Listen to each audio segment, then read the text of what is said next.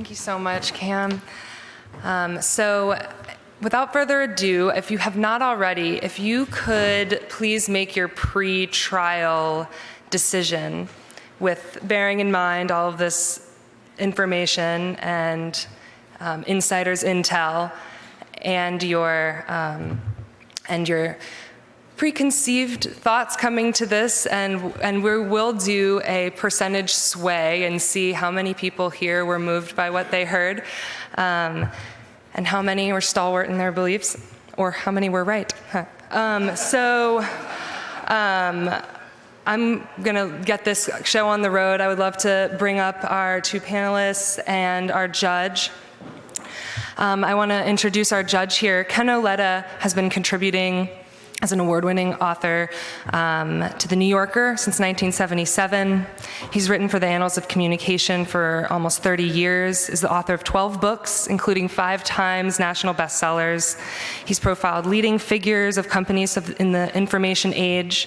He's also been a Pulitzer Prize juror, and for more than 3 decades, a judge of the annual Livingston Awards for Young Journalists. And he is here tonight in his reoccurring role as judge for our annual mock trials. Thank you so much, Ken, and Jennifer, this is you here. Thank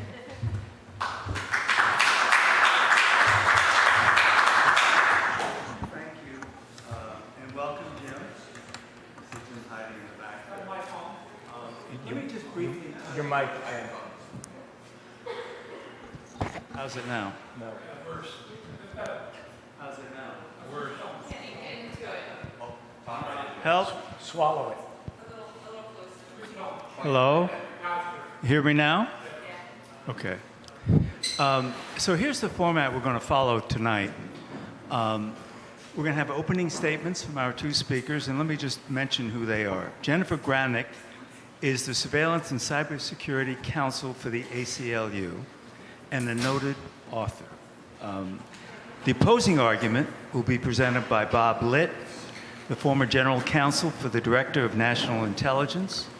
And from time to time, they will opening statements, and from time to time, I will pepper them with questions. We will go for roughly an hour, and then we will turn to Mike Nelson, who's acting like a paparazzi in the audience there. And he will be the jury foreman, and we'll ask questions, and you will ask questions as the jurors, and we will then have a verdict at the end. So let's just begin with an opening statement. Jennifer, would you make the first opening statement? Thank you. Thank you, Ken. Thank you, Bob. And thank you to the audience for coming here to listen and to think about this incredibly important matter, which is nothing more or less than the challenge of self-governance in a time where technology is increasingly encroaching on our lives. Can I just interrupt 1 second? I neglect to say something. The topic of this discussion is, did Edward Snowden do more good or more harm? Yes, thank you. And I will be addressing that question. Edward Snowden's revelations started to come out in the newspapers in early June of 2013. Before 2013, the NSA was secretly collecting the phone call records of millions of Americans from some of the largest telecommunications providers in the United States. This is the 215 program that Cam referred to earlier. In 2015, Congress put an end to this program, and that is because of Edward Snowden. Before 2013, congressional leaders told the public that warrantless communications surveillance that was targeting foreigners overseas had little to no impact on Americans' privacy or constitutional rights. Edward Snowden showed us that that was wrong. One of these programs, known as Section 702, sweeps in huge amounts of our private communications, in looking at a database of these messages, reporters found that 9 out of 10 of these messages were not of the suspected target, and the FBI has access to some subset of these messages to use in criminal investigations. Today, there's a vigorous public debate about the propriety of this Section 702 collection. In fact, just last week, there was a vote in the House of Representatives about it. This democratic debate would not have happened but for Edward Snowden. Before 2013, the NSA had secretly broken into the communications links that connect Yahoo and Google data centers all around the world. And that meant that the agency was, at the very least, in a position to collect all communications that were flowing over those networks, dealing with hundreds of millions of user accounts. This collection, whatever collection took place, happened without even the skimpy privacy protections that are provided under federal statutory law or under the US Constitution. Today, Google and Yahoo have encrypted those communications links, which means that now the federal government has to walk through the front door with a court order in order to get information about specific user accounts. And that is thanks to Edward Snowden. These are just 3 examples of how the public debate engendered by Edward Snowden has improved American privacy, security, and cybersecurity, and democratic accountability. Now, I want to emphasize 3 lessons from this history.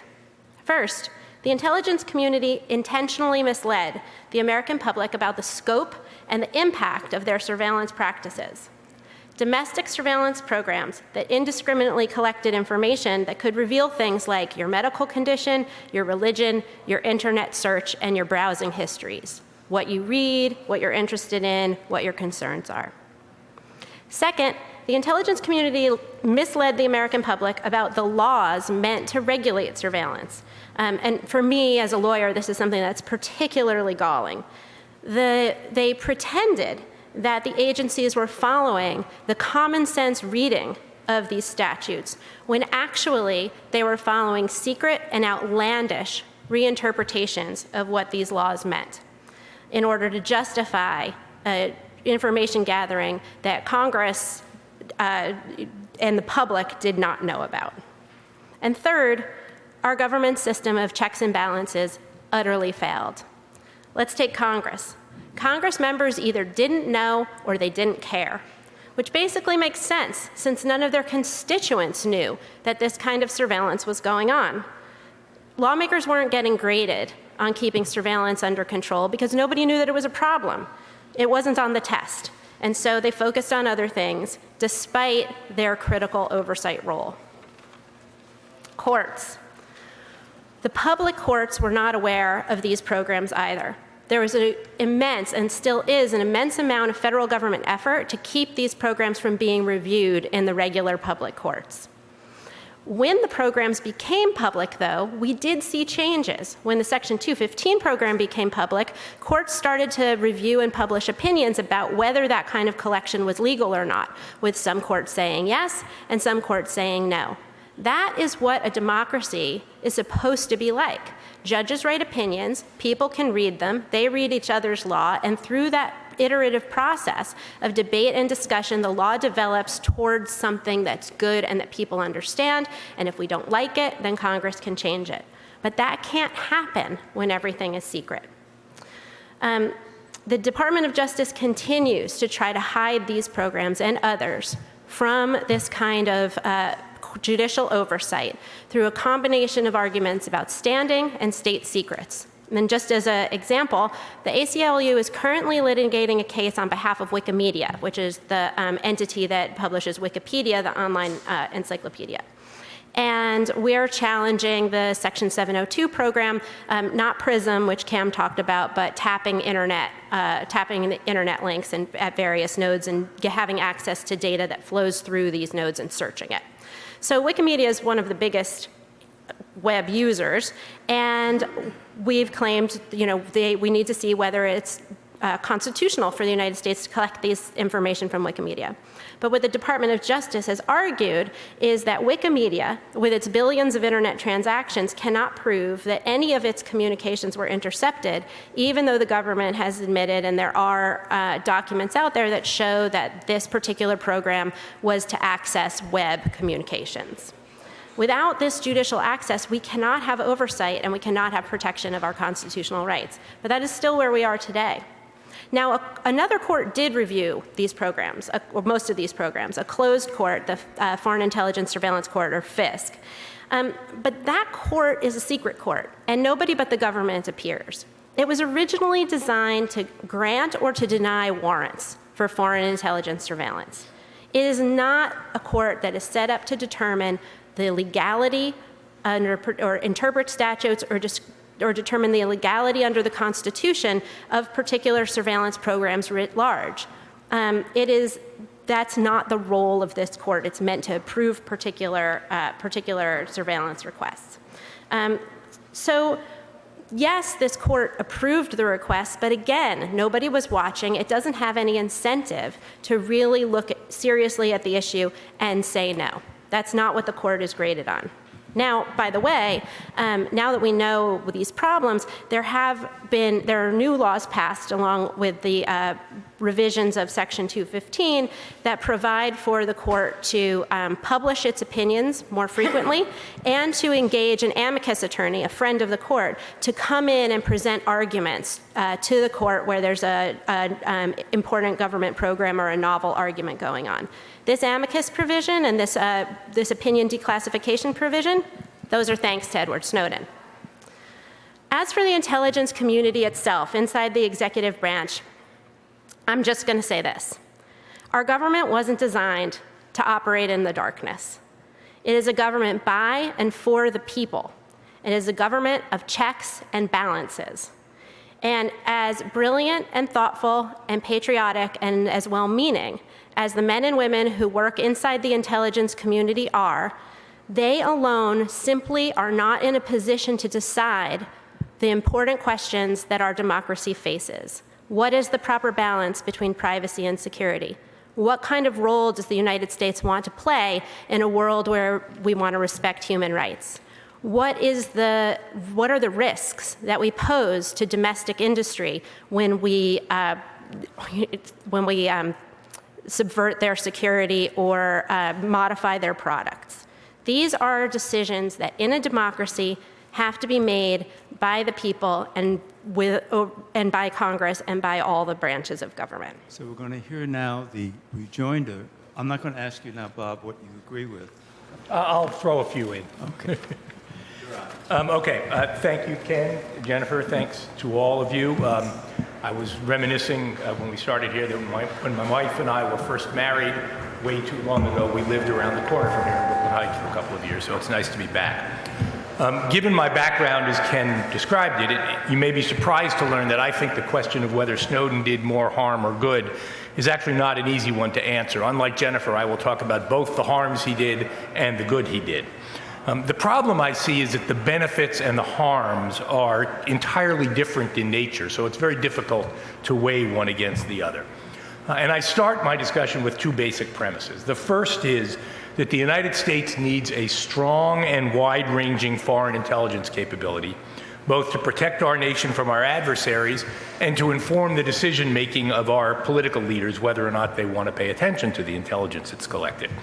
And that intelligence activity has to be conducted largely in secret. You cannot spy effectively on someone if they know what you're looking for and how you're looking for it. It's also true that any effective foreign intelligence capability is going to require some activity directed at Americans who may be working with our adversaries. But this kind of surveillance directed at Americans is strictly regulated by the Foreign Intelligence Surveillance Court, which is a court composed of judges just like any other court. It has just as much capability to assess constitutional issues as any court does.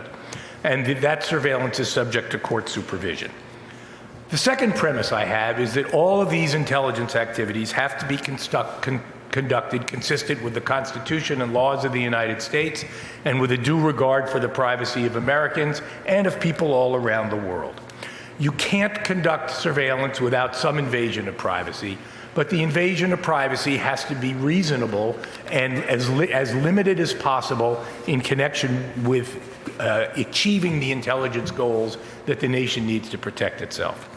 So with that foundation, I cannot dispute, and I don't think any reasonable person can dispute, that there have been some positive developments from Snowden's leaks. Cam and Jennifer both talked about some of them. President Obama and Congress both made useful changes in the way our foreign intelligence activities are conducted. These range from some of the statutory changes that Jennifer mentioned to some policy changes that President Obama introduced, such as ensuring that there's a thoughtful policy review before the intelligence agencies engage in sensitive activities, or giving recognition to the rights to the privacy rights of foreign persons. And these are all positive developments that did stem from Snowden's actions. More importantly, I think that Snowden's leaks did give the intelligence community an important shove in the direction of greater transparency, which is something that I was very deeply involved in when I was at ODNI.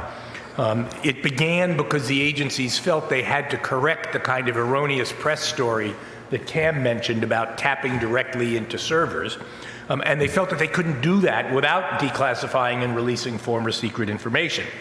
But over time, the intelligence agencies came to recognize that allowing the public greater visibility into their activities, consistent with the need to protect sensitive matters, accurate transparency, non-hyperbolic transparency, that this would be to the benefit of the intelligence agencies. And even in this administration, affirmative steps to transparency are continuing. Just a week ago, I think, the ODNI Inspector General released its latest report about surveillance activities. The public debate about what authorities the intelligence community ought to have has been benefited by the intelligence community's willingness to provide this information. And in my view, the intelligence community is going to benefit in the long run from greater public support that will come from a greater understanding of what the agencies do, what authorities they do it under, and what kind of constraints and controls there are. And finally, Snowden's leaks accelerated the broader discussion about privacy in the digital era. In my opinion, the greater threat to our privacy today comes not from the United States government, which is subject to laws and oversight in a variety of contexts, but from foreign adversaries who aren't subject to those constraints and are stealing our data as often as they can, and from private companies who are using our data and commercializing it. And greater public attention to these issues is a good thing. This may well have happened without Snowden. Certainly there have been plenty of other events in the last few years to bring these matters to our attention, but I think Snowden's disclosures contributed. On the other hand, there were significant negative consequences from Snowden's leaks. One that is of great concern to me is the normalization of leaks of classified information. I feel very strongly about that. We have to have laws protecting classified information and governing its protection and release. Those laws place responsibility in designated individuals to determine whether the release of sensitive information can damage national security. There's a problem with overclassification, there's no doubt about that. But a democratic society can't survive and protect itself if every citizen is free to decide for himself or herself which laws to follow in which circumstances and which ones to ignore based on that individual's personal assessment of the public interest. And that applies to the release of classified information as well.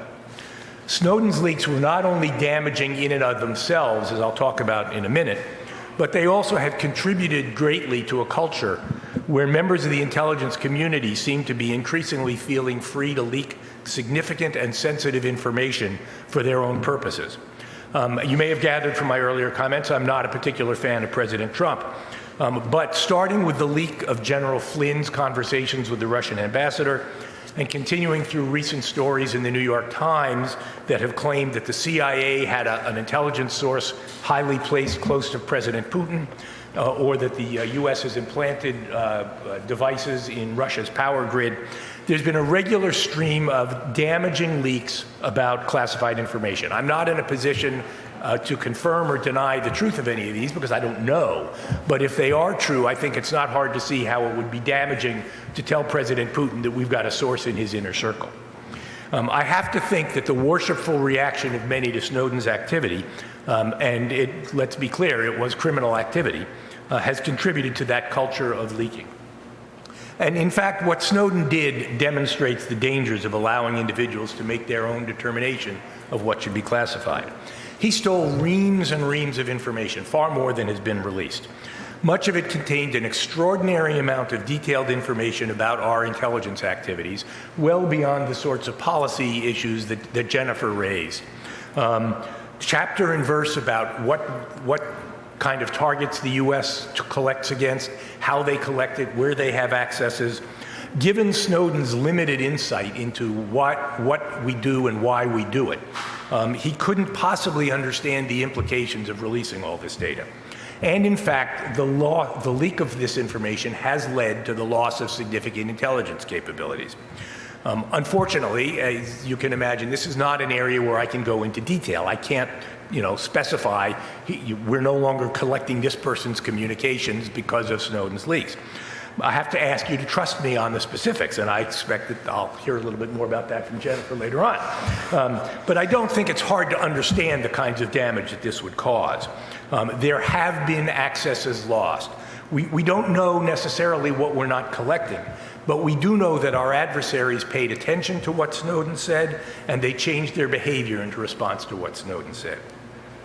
I do want to respond briefly to a couple of points Jennifer made, and that is, I think it's important in understanding what the intelligence agencies were doing to differentiate between collection of information and storage on a computer and what is done with that information. And the fact is that there were very significant limitations on the use that the intelligence agencies could make of this information and the extent to which they can disseminate it.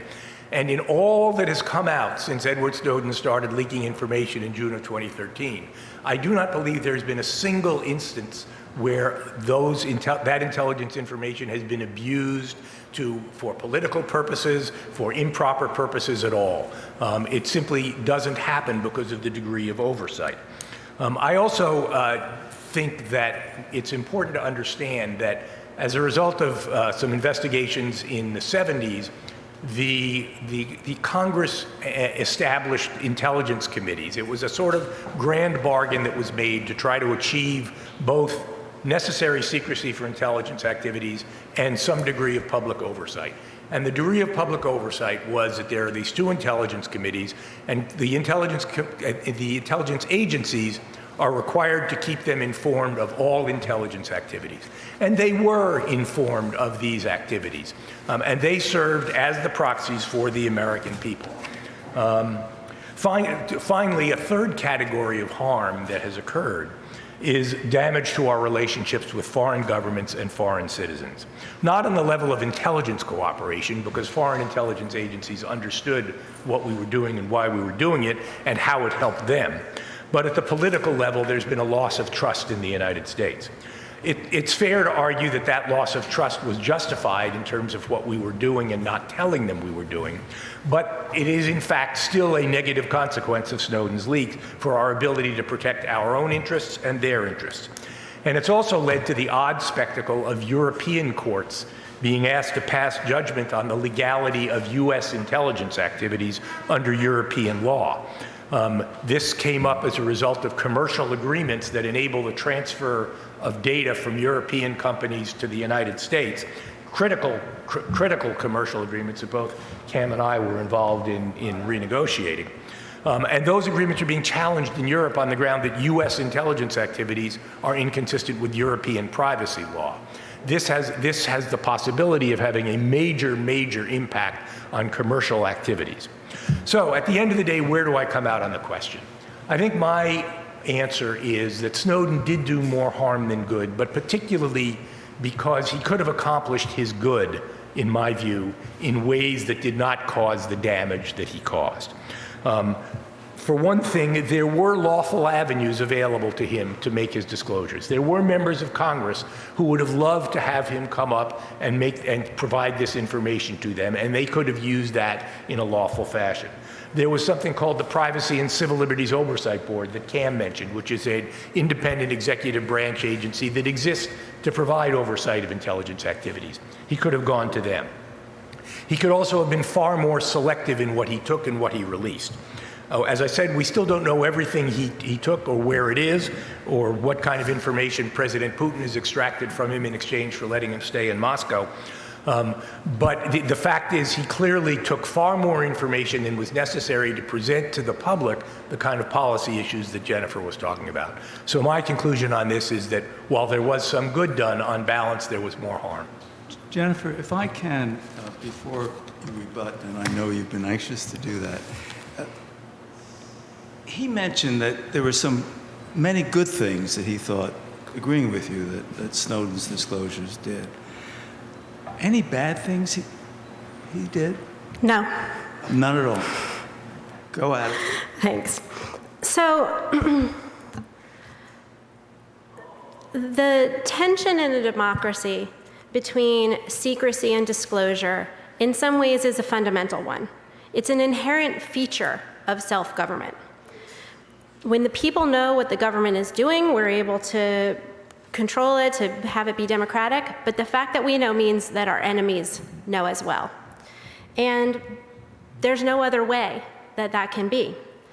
It is totally true that there are some things that the public shouldn't know. For example, if we're going to have a military strike against a particular entity or in a particular place at a particular point in time, that is something that we don't have a justification to know, at least not in the moment. But the government capabilities, the legal authorization, the rules and policies, and the risks and rewards, these are things that need to be made by the political process as part of democratic debate. Now, let me talk a little bit about the idea that abuse doesn't happen with the use of this information. That's a bold claim. It's not what the public record shows. There's a number of different kinds of abuse. One is insiders misusing the information. And we know that people who had access to databases of people's phone calls would use them to stalk their spouses, for example. There's abuse, which is failure to follow the rules. The programs that we've discussed today have a long history of non-compliance with the rules that the FISA court set up. So much so that the government has been repeatedly chided by the FISA court for either not being forthcoming or for not being able to follow the rules. And these programs, some of these programs have just been shut down because the government eventually, because there were so many compliance violations, the government was just like, we can't actually do this collection right. So we're finally going to have to stop. And then there's the abuse that happens that's hard to know about because if the intelligence community was spying on me without a warrant, nobody's going to tell me. I have no way of knowing. And if that information ends up being used against me, let's say in a court of law, what investigators do is something called parallel construction, which is where, knowing what the information is, you go and find a different way that you can say you got it that is lawfully authorized. Okay, so nobody's going to know really that they were spied on. In fact, the Department of Justice took steps to hide the fact that people were surveilled under some of these programs. The statute that authorizes Section 702, the warrantless collection of communications targeting foreigners overseas, has a provision in it that if that information is going to be used in a criminal prosecution, then the defendant needs to receive notice of that. But the Department of Justice was not giving criminal defendants notice that the information about them was collected under 702, instead pretending that the information had been obtained some other way. We know from the Snowden disclosures that our government was monitoring Amnesty International, Human Rights Watch, similar charities, as well as, albeit with a warrant, various Muslim American leaders. So, you can't, with something like abuse, that is something where, trust me, really just doesn't work. I want to say one other thing about he had other avenues.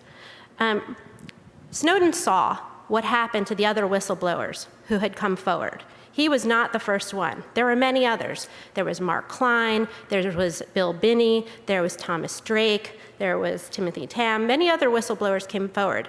And the Obama administration was harsher on whistleblowers and went after more than all the other administrations combined. Let's look at Thomas Drake. He talked to a reporter about technical flaws and fiscal mismanagement related to his job inside the NSA. The authorities raided his apartment, charged him with felonies. He lost his job. He lost his security clearance. He ended up having to work at an Apple store for a while and eventually pled guilty to a misdemeanor. But this ruined his life. William Binney also received a dawn raid from the FBI for the discussions that he did. I mean, Thomas Drake and William Binney and others had gone to staffers for Congress. So Snowden was watching this and had some sense of what would happen if he tried to come forward. The allegation that Snowden brought data to Moscow that Putin now has is one that many people inside the intelligence community have said and repeated. There is absolutely no reason to believe that's true. All the people who Snowden dealt with said that he did not have the information. He left it with the reporters. Oh, and that's the other thing I wanted to say. Snowden alone did not decide whether to reveal this information or not. Snowden took this information to journalists. He took the information to Bart Gellman of the Washington Post, to Glenn Greenwald for The Guardian, and to Laura Poitras, who is a documentarian who was working on a movie about Bill Binney. And it was those journalists who've made the decision about what information to disclose to the American public, calling people inside the United States government, telling them, as these reporters do, that they have information, that they're going to publish a story, and listening, hearing the intelligence community out about why they think the information shouldn't be released, and making that judgment.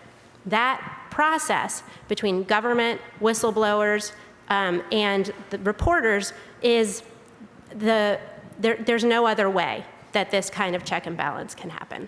Bob, let me just ask you a quick question before you do that. But I have a few answers to it, but go ahead. But Jennifer mentioned two things in her opening statement: how the intelligence community misled the public, and now in this rebuttal, how the Justice Department misled the public. True? I don't think so. Taking the second one first, parallel construction is not something that's unique to the issue of intelligence collection. It's a well-established rule in criminal cases that you only have the right to challenge evidence that's used against you. You don't have the right to challenge evidence that's not used against you. And so, for example, the government frequently wants to hide the identity of an informant so that the criminal doesn't know who gave him up and take retaliation. So what they will do is the informant will come in, give them information. The government will build a case independently of what that informant has told him, and the identity of the informant is concealed. And there's decades of Supreme Court cases upholding the practice. It's the same in this context. The government may get a lead or information from intelligence information, but they want to protect the intelligence sources, and so they go out and they build their case independently of that intelligence information by issuing subpoenas, by talking to witnesses, or so on. And that's not lying, that's not being deceitful, that's authorized legal lawful practice. With respect to the intelligence agencies, I don't think the intelligence agencies lied about these authorities. I think the intelligence agencies didn't disclose what they were doing. I don't know that you can point to affirmative conscious intelligence lies about these activities. I think certainly while I was there, they were pretty careful about not saying things that were in fact not true. Just to go back a little bit on the point of abuse. So Jennifer first mentioned some instances where people searched databases to find out information about their lovers. It's important to note that, number one, there are a total of 12 such instances. Number two, none of them involved either Section 702 or Section 215, the programs we're talking about here. Number three, they all involved databases of foreign intelligence information. The paramours in question were also foreign. So the suggestion that Snowden had anything to do with that is simply wrong. Second point is failure to follow the rules. No question, these were complicated programs, and the NSA kept tripping over their own feet in doing it. But there's a famous quote from Justice Oliver Wendell Holmes in a book of his called The Common Law. It says, "Even a dog knows the difference between being tripped over and being kicked." And the point is that failure to follow the rules is a far cry from intentional abuse or misuse of information. The Privacy and Civil Liberties Board looked into these issues and found that there was no evidence of abuse. And to Jennifer's statement that says, well, you can't know if maybe there was some abuse that we haven't been told about, I guess that's how I feel about Edward Snowden bringing information to Russia. But the intelligence community, as Jennifer said, has implied and said that they're worried he gave information to Russia, and before that to China when he was in Hong Kong. Is there any evidence of that? No, I'm not aware of any evidence of that, and that's why I said we don't know what may have been done. I do know that Vladimir Putin is extremely transactional, and we just have no idea what may have happened. Would you prosecute Snowden? Absolutely, in a heartbeat. And would you pardon him if you were president? I don't have to pardon him. I mean, it's interesting about the prosecution, and I want to bring that up. Snowden is charged under the Espionage Act. And the Espionage Act doesn't distinguish between disclosures to the newspaper in the public interest and disclosures to foreign enemies. So he is facing, he can't actually present a defense to these claims that are against him because of the nature of the charge that's been leveled against him. But he certainly is facing an immense amount of official animosity. President Trump has suggested that he should be executed, as Representative Mike Pompeo said that he also should get the death penalty. So to be clear, I do not advocate the death penalty. Do you advocate? Thank you. So I actually, I think that Snowden should have, in the Obama administration, come back, been willing to tell the government everything that he took. And in my own view, a sentence of something like 5 years would have been appropriate for him, and I think he could have negotiated a sentence like that. I'm always struck in this context by Dr. Martin Luther King's letter from the Birmingham jail, in which he talked about this. And there's a wonderful quote in which it's a letter in which he's addressing white liberal pastors who are saying, go slow, and he sets out the reasons why he believes it's important to engage in civil disobedience. And then he says, in no sense do I advocate evading or defying the law. That would lead to anarchy. One who breaks an unjust law must do so openly, lovingly, and with a willingness to accept the penalty. And that's what I think Snowden should have done. I interrupted Jennifer. Please continue.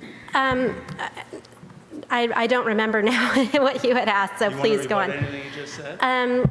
Outside of Martin Luther King? I wanted to address the issue of the misrepresentations, because I think that's really important to understand why without Edward Snowden we wouldn't be having these conversations and we wouldn't know what was happening. So let's just take Section 215. When it passed, there was an immense amount of controversy over that provision. And the reason there was controversy was because people thought that it might be used with a targeted court order to get our library records. That's what people were concerned about. They were not concerned about bulk collection of all of Americans' domestic phone call records. And that is because the statute that 215 requires that information be relevant to a foreign intelligence investigation not concerning a U.S. person. Who could have guessed that a law with that language could be used to do this bulk domestic collection? That's just, it's unthinkable.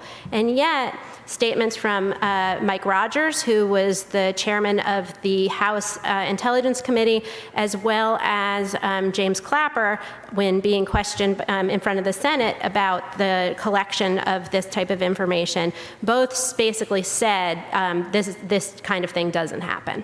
So, to throw people off the scent. And as I said, there were many whistleblowers who had come forward and said, there's tapping of the internet nodes, there's, problematic or unlawful collection of information, people's constitutional rights are being violated, and all of these people were dismissed as ignorant because they didn't have documents. As for parallel construction, it cannot be said that the police can break into my house, look around, find evidence of a crime, and then go out and collect different information to show that I'm breaking the law. okay?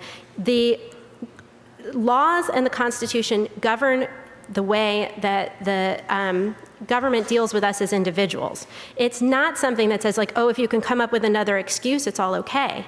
And using parallel construction is basically a way to hide from the public and from criminal defendants unconstitutional means of having investigated them and ensuring that the courts never get to review these particular programs. I mentioned that the statute actually requires people who have evidence admitted into court against them that was discovered under Section 702 requires that they be notified, and that the government wasn't notifying them.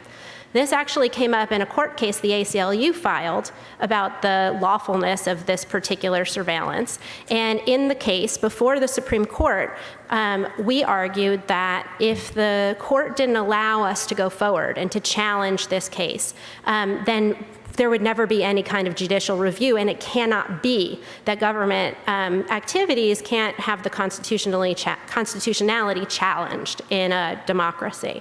And the Solicitor General said, don't worry, Your Honor, even if you deny the ACLU right to bring this case, these programs will be reviewed by courts because defendants will get notice in their criminal cases, and then those defendants will be able to bring the challenges. Later, when the Solicitor General learned that that was not true and that the Department of Justice was withholding these notices, he got really mad because he had misrepresented to the Supreme Court, and the Department of Justice started giving notices. There were a very few, and then it stopped. And so we still don't really know. So I would just note that while Jennifer talked about unconstitutional activity, there's no court that has ruled that Section 702 is unconstitutional. In fact, a number of courts have considered it and have found it constitutional. I think that includes one appellate court, doesn't it? I think one of the cases has gone up. I don't think so. But those cases are, first of all, very few courts have ever had the opportunity to look at it. And those courts have often looked at it in the context of this one particular defendant and not looking at the constitutionality or the lawfulness of the program in its entirety. You may be able to say that, for me, I was not, the collection of information about me is one thing, but the fact that we had to collect information about all of you and all of New York in order to get the information about me is a different constitutional issue because of the reasonableness or lack thereof. Yeah, and to be clear, under Section 702, we're not collecting information about all of New York. Section 702 is a program that involves collecting communications of foreign persons outside the United States. If you are an American citizen anywhere in the world, or if you're a citizen of any country inside the United States, the government cannot target you under Section 702. Now, that doesn't mean that there aren't going to be communications of Americans collected. If a foreign terrorist in Iraq has a sister-in-law who lives in Chicago, and he's talking to that sister-in-law, and we're targeting him overseas, we're going to collect the communications of the sister-in-law, just in the same way as if your barber happens to be a money launderer, and you call your barber to make an appointment, and there's a wiretap on your barber in New York City, your communication is going to be collected. It's called incidental communication because it's incidental to the target. You're not the target, the person overseas is the target. But in no respect are we collecting bulk communications of Americans under that program. Bob, can I ask you about another targeted group? One of the things that agitated Snowden, and not to mention editorial boards and public figures, is that he produced evidence that 35 foreign leaders, we were tracking them, spying on them, including people like Angela Merkel, including the Pope. How justify that? Well, that's what, when I mentioned earlier that President Obama had put in some policy procedures to ensure that we make a sort of conscious judgment when we're collecting against that kind of activity. I do think that people maybe did not consider adequately the question that was asked or that was mentioned earlier, say, what happens if this is disclosed? And I think, it's not hard to understand why, from a viewpoint of collecting foreign intelligence, we would want to know what Angela Merkel is thinking. That doesn't necessarily fall into the foreign intelligence category of protecting our nation against terrorism, but it does fall in the category of providing information to our leaders to help them best protect the interests of the United States. But there should be a cost-benefit analysis made, and I think that at least at the time when I left the government on January 20th of 2017, that was being done. I have no reason to believe it's not still being done. I want to just thank Bob for the clarification about 702. I didn't mean to imply that it was domestic collection or targeted at all New York. My point was merely that there's a difference between the reasonableness inquiry when it's about one person and the reasonableness of a program overall. But I think that does bring into account the thing I really want to point out is that we often talk about the legitimacy of these programs in the context of terrorism, but these are not counterterrorism programs. These are foreign intelligence programs. And foreign intelligence goes well beyond counterterrorism. It's something that the issue of foreign intelligence is something that is relevant to the United States conduct of foreign affairs and our national interests.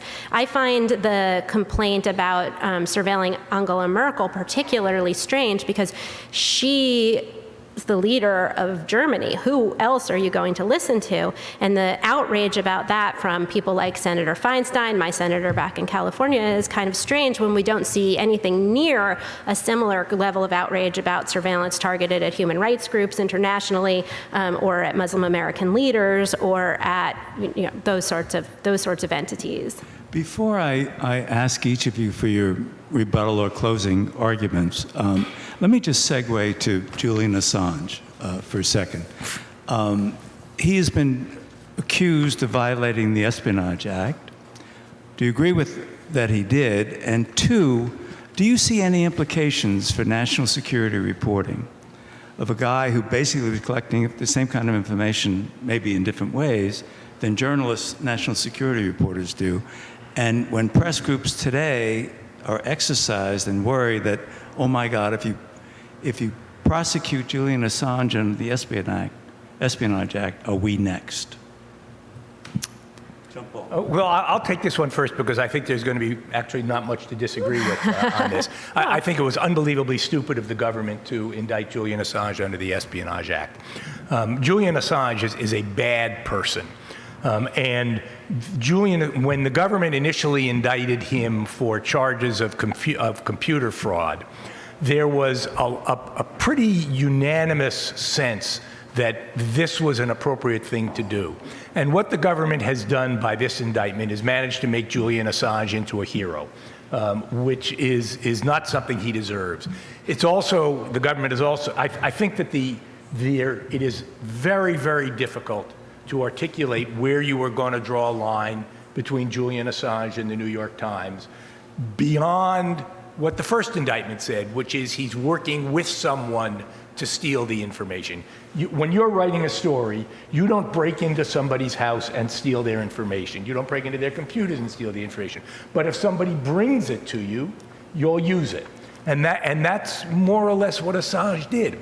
I think the government has also made it very much more difficult to actually extradite Assange, because I think that the European courts are going to view this kind of Espionage Act prosecution as a potential violation of human rights. In fact, I've seen speculation that the administration is sufficiently worried about what Assange might have to say about the Russia thing that they don't want him extradited, which is maybe a degree of Machiavellianism that I'm not prepared to go for.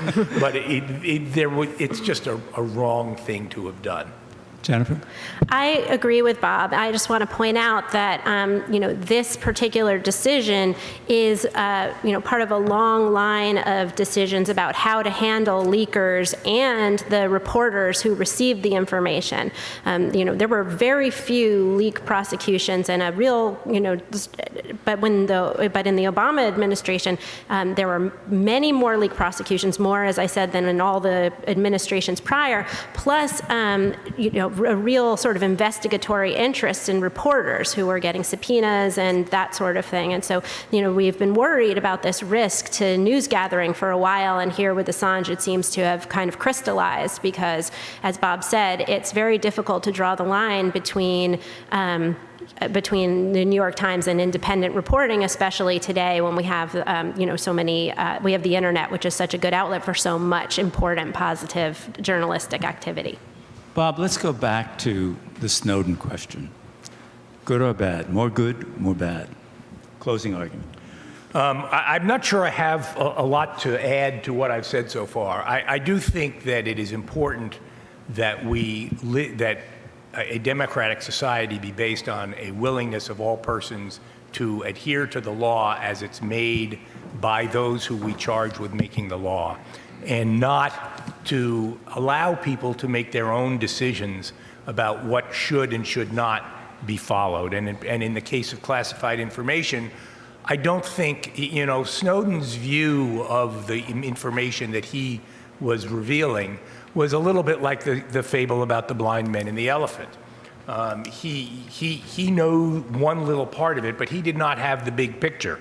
And he did cause unquestioned damage to the intelligence capabilities of the United States, to the foreign relations of the United States, and I think to the culture of the intelligence community by sort of normalizing the idea that you can, that it's okay to leak if you think it serves an important public interest. I do think that Snowden had other ways to bring his information. It's worth noting that both Drake and Binney were prosecuted because they went public. They didn't simply confine themselves to dealing with members of Congress. They did exactly what Snowden did. They went public. And so Snowden's reaction, Snowden's way of dealing with this was not not that he chose to leak it, but that he chose to leave the country so he wouldn't face that. Jennifer, closing argument. Thank you. In our Constitution, in addition to national defense, there are other values that are mentioned just as highly. We are committed to establish justice, to promote the general welfare, and to secure the blessings of liberty. And what you need to decide tonight is where on the scale did we fall before 2013, and where are we today? Before 2013, overclassification, deception, and a misplaced sense of apathy on the part of the public. And today, we have legal reforms, congressional hearings and votes, public court hearings, declassified opinions, an unprecedented amount of transparency from the intelligence community itself, published rules. We're a long way from where I think we should be, but we are far, far better off than we were. Only with self-governance and democratic oversight can this nation possibly reach the values that are established for us that we're going to strive for as set out in the Constitution. And the democratic public debate that we are having today is thanks to Edward Snowden.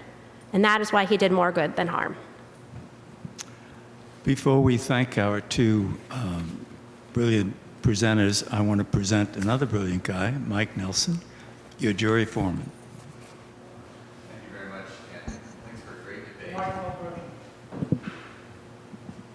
I think you have to kind of swallow the mic to be heard. Come back to my microphone.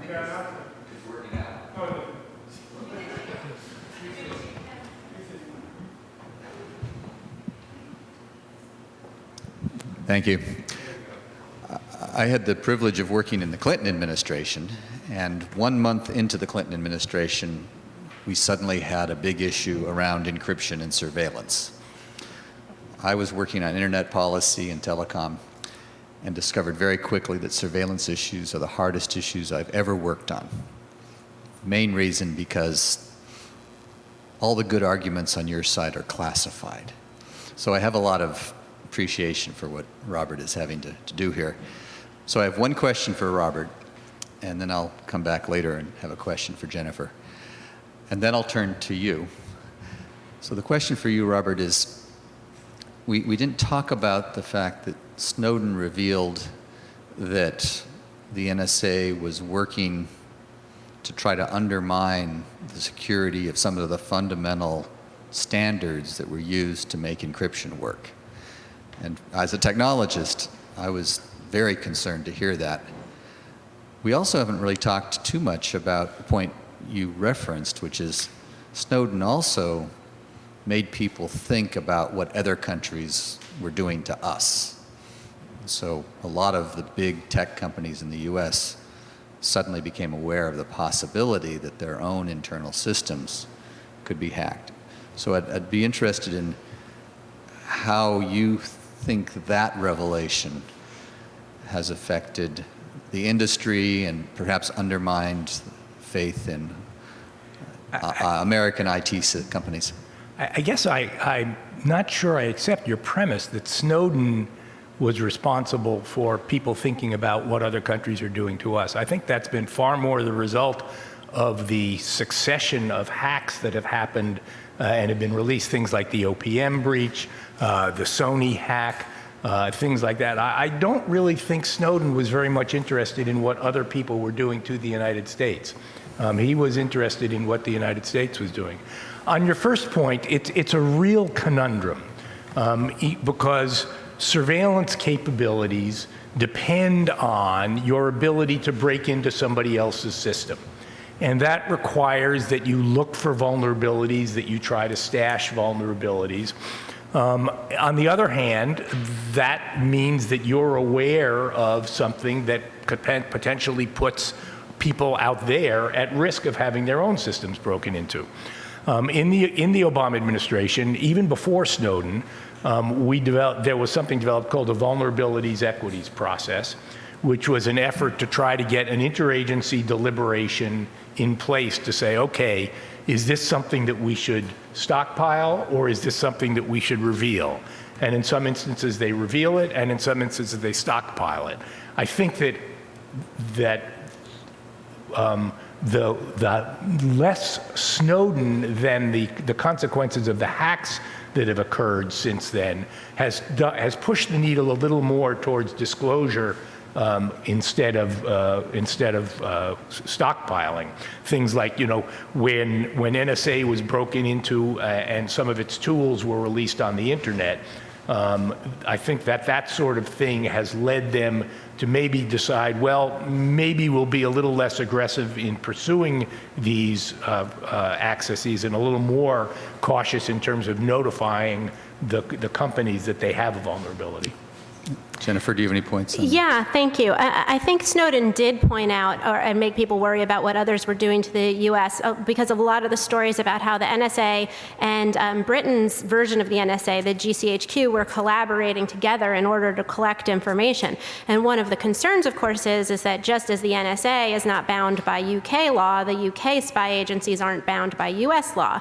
So are things that GCHQ and intelligence agencies in other countries that we're close friends with, we called the Five Eyes, can do in terms of accessing information about Americans that the NSA can't. And a number of those stories were about that collaboration and concern that that was a way for NSA to get access to information that otherwise it would not have been able to get access to. In terms of security, this is a long-running, dispute, as you mentioned, and dates back to at least the 70s, if not before. And I think that one of the things that Snowden showed was the extent to which the intelligence community had not been really committed to the idea of cybersecurity, which I think is really fundamentally important for the well-being of the United States, particularly because we have so much technology and we're so dependent on it in a way that's beyond a lot of other countries. And we found out, for example, that the government is and was buying vulnerabilities from malware vendors and using those vulnerabilities. These malware vendors are companies usually headquartered in other places that sell these same tools to human rights violating governments like United Arab Emirates and to Saudi Arabia. And do we really want our government to be participating in this market for malware? I think that's a serious question. We found out that the NSA was intercepting Cisco routers as they were being mailed to customers, and opening up the boxes and modifying the router itself in order to facilitate surveillance, and then wrapping it back up all nicely and sending it off. Is that really what, we spend? One of the things we do is we try to spend a lot of time in our relationships with foreign governments saying, our industry is independent from the government. Our industry doesn't spy on people for us, and there's not that, like, you can trust our industry in a way you can't in other countries where there's a much closer relationship. But if you have this, if you have this practice, then that assurance really falls, it's really hollow at that point. As for the vulnerability equities process, I have many opinions about that, and I don't want to get into that. I don't think it's that important, except to say that the NSA, which is one of the most advanced one of the most advanced agencies in the world when it comes to computer technology, with an unbelievably high incentive to keep its tools secure, lost its tools. And one of those tools, one of those tools was repurposed into a ransomware worm, WannaCry, and that attack caused more than $1 billion worth of damage, as well as endangering people who are in hospitals because hardware that was running that insecure version of Microsoft shut down. Like, that is not a tolerable outcome. And it is important for an internal process that doesn't take into account and doesn't really take seriously the fact that these things can be lost, doesn't talk to the Federal Trade Commission or the Department of State or the Department of Commerce, is really never going to get those things right. Yes, security makes everybody secure, including our enemies, but we really need to protect people in a way that internally the government has not been making the right choices, even with this process. Thank you. I'm now going to turn to Cam Carey to ask the next question. One thing that wasn't mentioned is Cam has a unique qualification or a unique part of his bio that we did not mention. The fun fact is he and his brother were both in the cabinet at the same time. And in more than 200 years of U.S. history, there have never been two brothers in the cabinet, because John Kerry was head of the State Department and he was at Commerce. And both of them were involved in this debate. Thanks, Mike. Yeah, there is, we do get that footnote in history. Somebody pointed out to me a comparable footnote in baseball history. Anybody here know which two brothers in baseball history have hit the most home runs?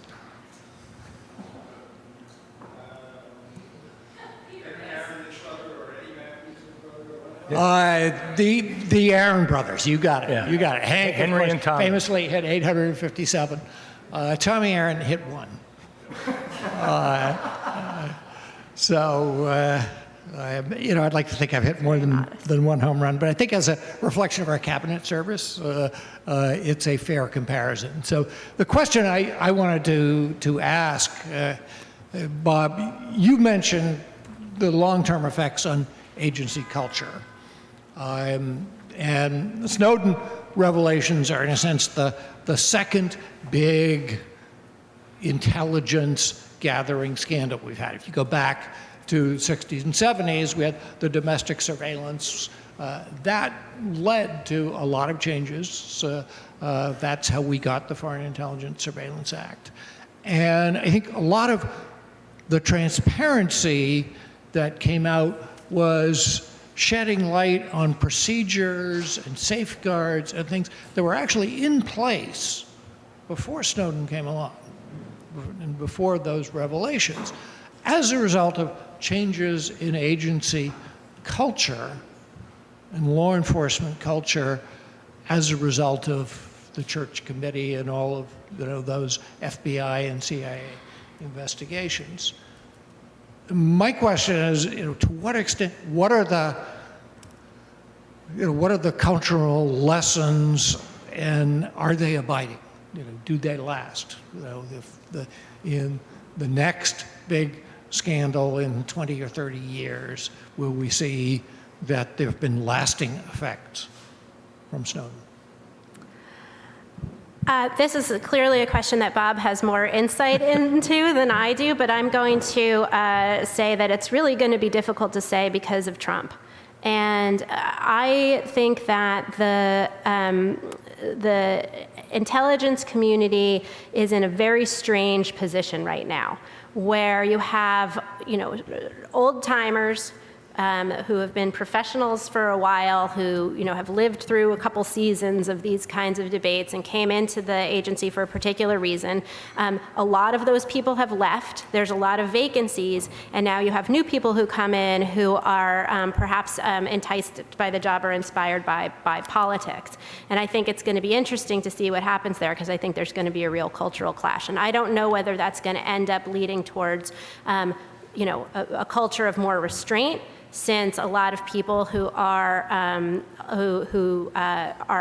like President Trump think that the Obama administration spied on the campaign, and so maybe there'll be more restrictions, or if there'll be more surveillance because people don't care about the rules anymore, and it's just sort of like do whatever you can get away with. So I'm very curious what Bob has to say about this.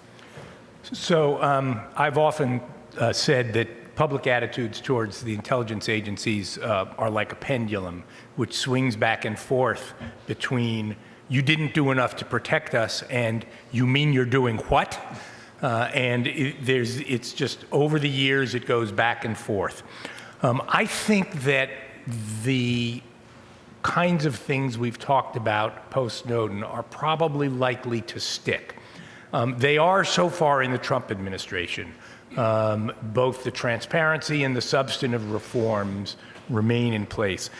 Just to go to a somewhat different area, I think that the CIA has deeply internalized the reaction to the revelation of the detention and interrogation program that they conducted that was essentially told to them by Vice President Cheney and his counsel.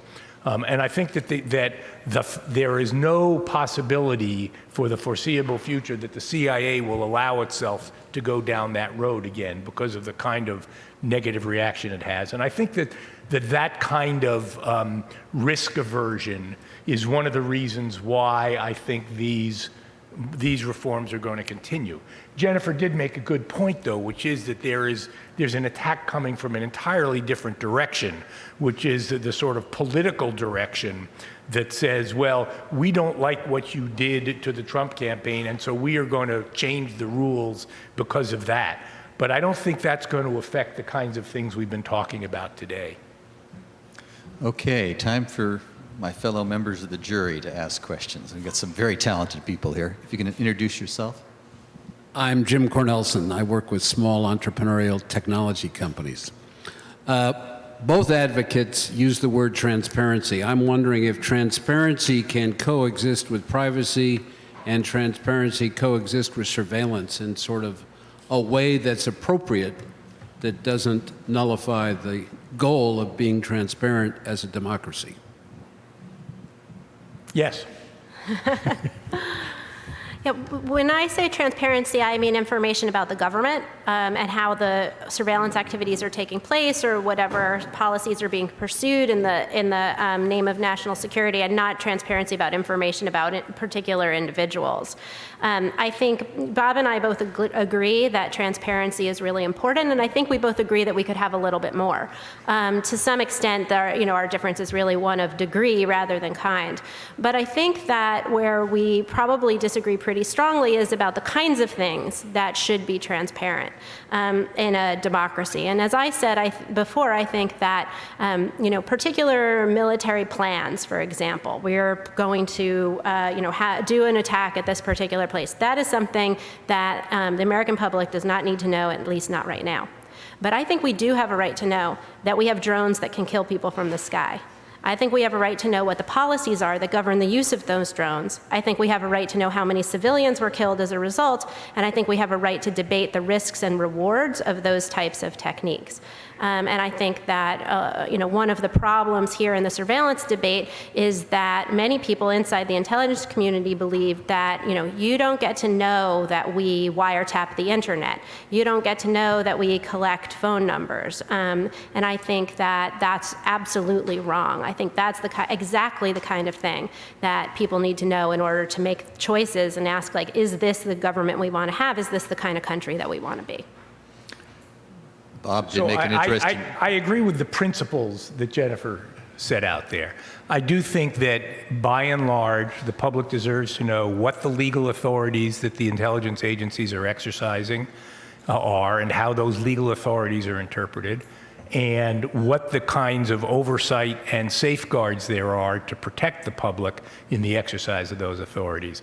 I think I'd probably draw the line considerably right of where Jennifer would in terms of what the line is between the need to protect sources and methods of collection, targets of surveillance, manner in which surveillance is collected, intelligence, the nature of the intelligence that's collected.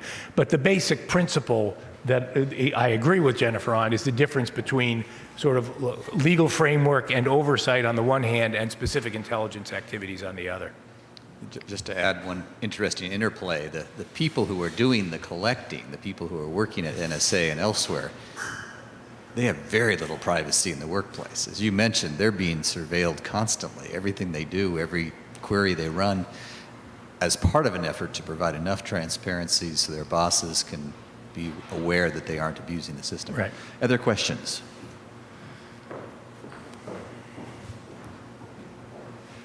And again, if you can introduce yourself. I'm Peter Porcino from Cowan Leibowitz, one of the sponsors tonight. Just following up on that last point, Ms. Granick says it's important to know perhaps how many civilians were killed by drones. We happen to have, certainly within our lifetimes, examples of out-and-out lying to the American public about that sort of information. And we can go back, let's say, to the Ken Burns documentary on Vietnam or David Halberstam's Bright Shining Lie. And we certainly know that, if you read the New York Times, that the numbers we're getting out of that issue, how many people were killed by drones, is from the government is probably 1/10 of the number that are being killed. So it's not even just a matter of transparency, it's the information we're getting from the government that we can't rely on.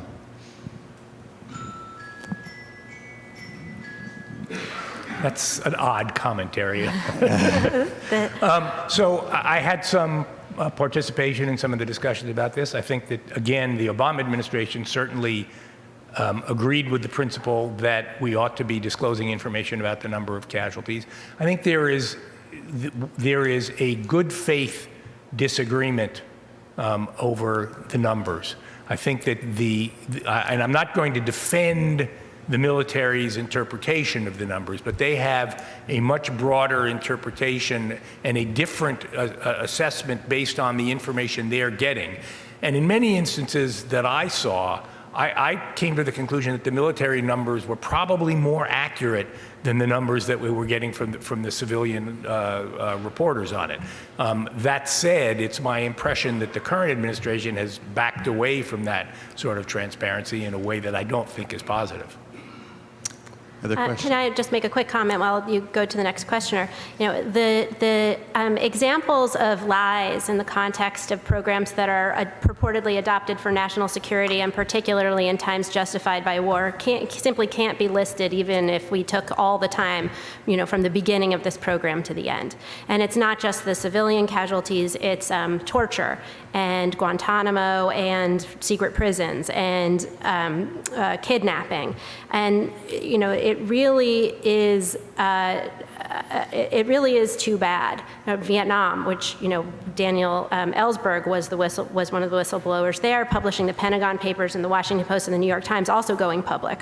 And it's really too bad that the government sees the need to hide these important facts from the American public. I think that is one of the reasons why you see more whistleblowers today is because since 9/11 and the war on terror and the sort of extension of the authorization to use military force to all these other different kinds of conflicts, there's just this sense that everything is being justified by a military ideology, and this is not the way that a democracy can really survive in the long term over decades.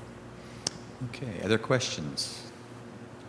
Hi, my name is Joy London. I'm from the Open Source Election Technology Institute. And I think I heard someone, it may have been Cam, mention the word metadata. And I was just wondering if you can define that and tell us to what extent its collection by law enforcement infringes on the privacy of Americans during the Snowden controversy.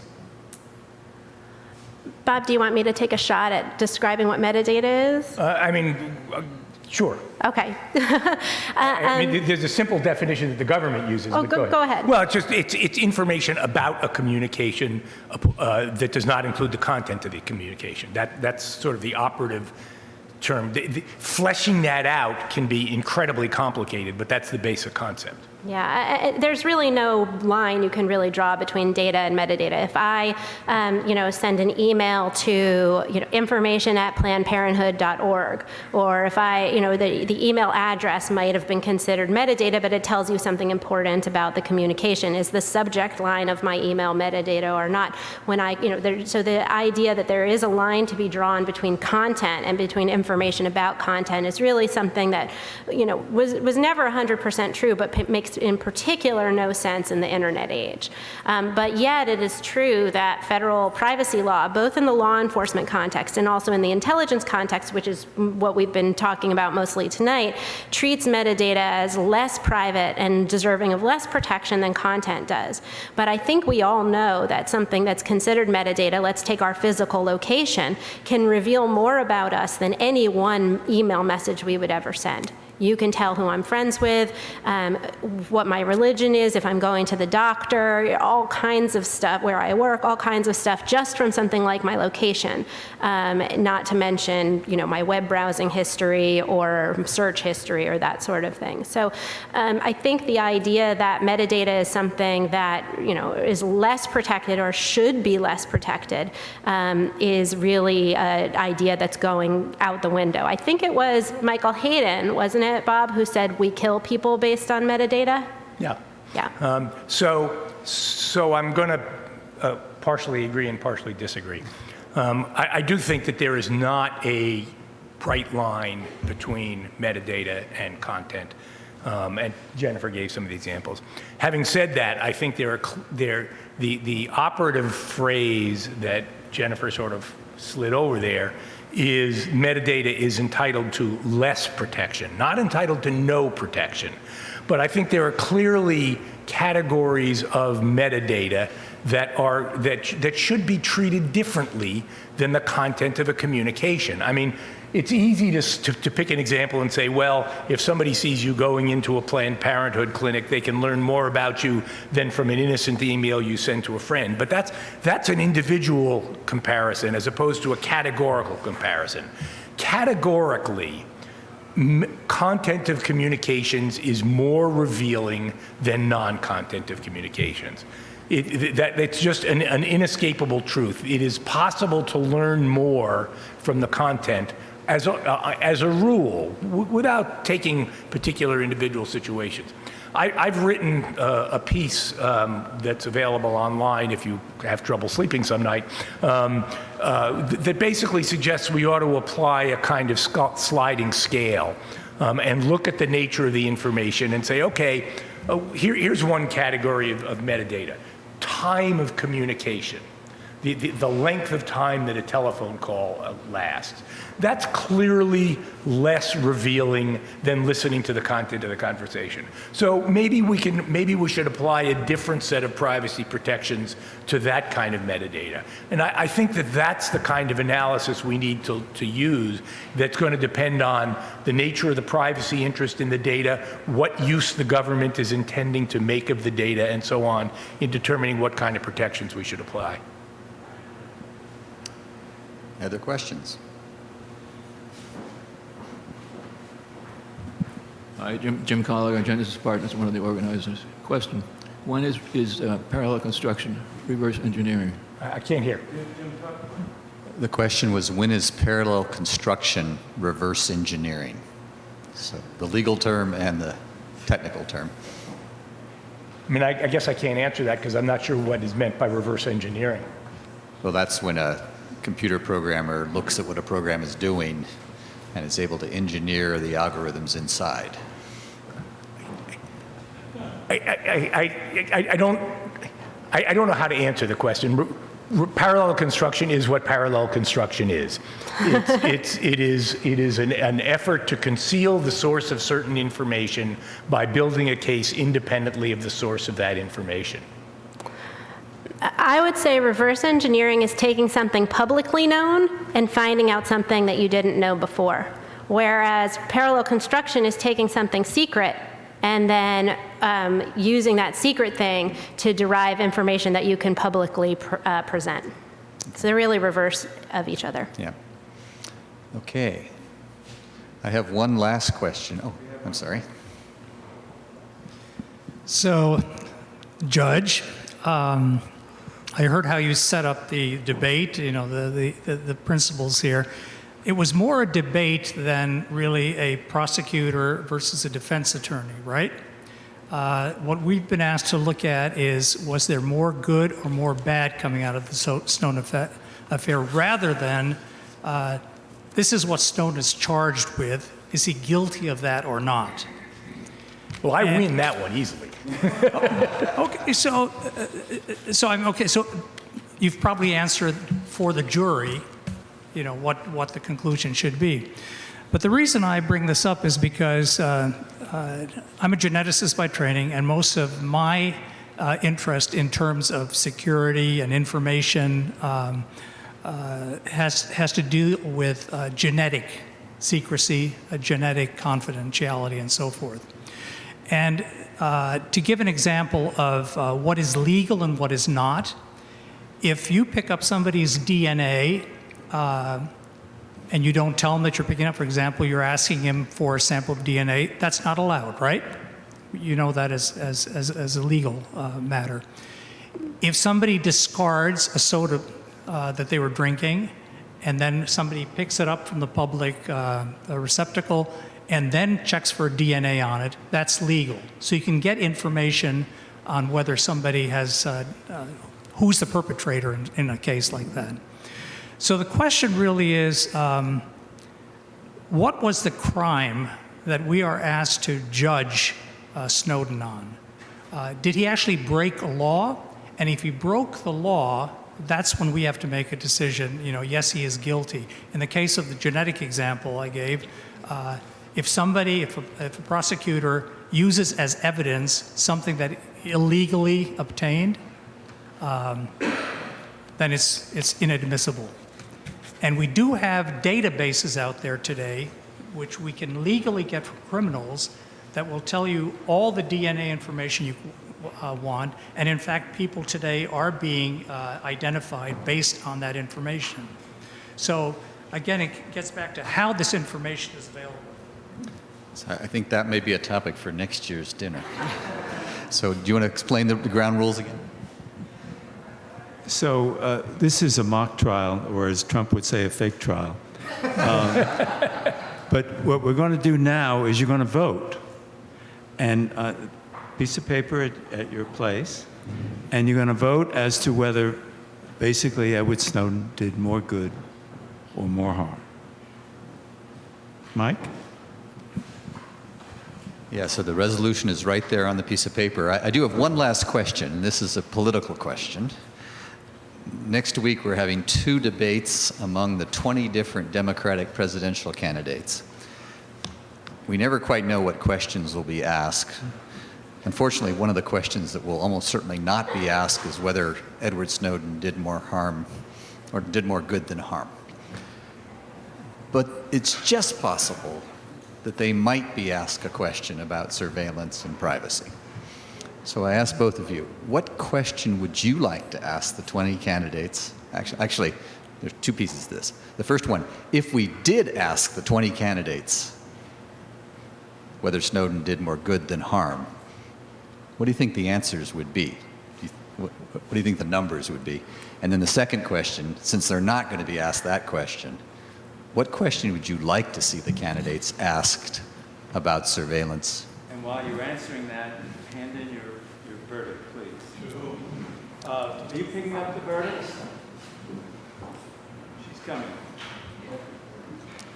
So I don't know who wants to take those two questions first. Well, but- I'll go first. I have no idea what the candidates might think about Snowden. I think that it raises an interesting question, which is just a debate already inside the Democratic Party, which is, how should the Democratic Party, take positions that are along the lines that the party has traditionally taken, represented by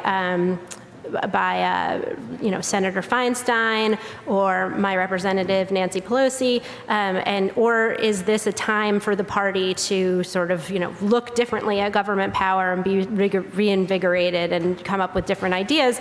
And that may be something where you're looking at a lot of a real skepticism about intelligence collection. I don't know. I suspect maybe that might track depending upon how the candidates themselves think about that.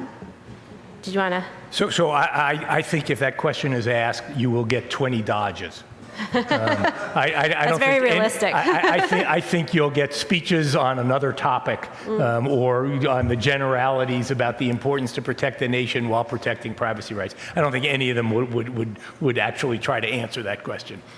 And in terms of a question that I would ask them, it maybe isn't directly on surveillance and privacy, but I'd ask them, given the sort of increasing trend of significant data breaches, how would you go about securing to the American people the benefits of a free and open internet while still protecting them from outside attack? Great. Awesome. Great final question and great final answers. Thank you guys so much. And you've heard it all. Let's please give a round of applause. Incredible panel. We're all very privileged to be in the audience as jury for this mock trial. But I'm still waiting for somebody to tell me if the government busts out the popcorn and Raisinets and listens to all of my Amazon Alexa things that go on in my home. Is my Alexa safe or not? So we are going to start our reception now. We have our appetizers expanded from our cheese and fruit to now Mediterranean tapas. So we also are serving wine. Our bar is now open. Yay! And so if you guys could please join me and all of us, we're going to get some appetizers and wine, and then we'll reconvene for dinner in a short while. Thank you, guys.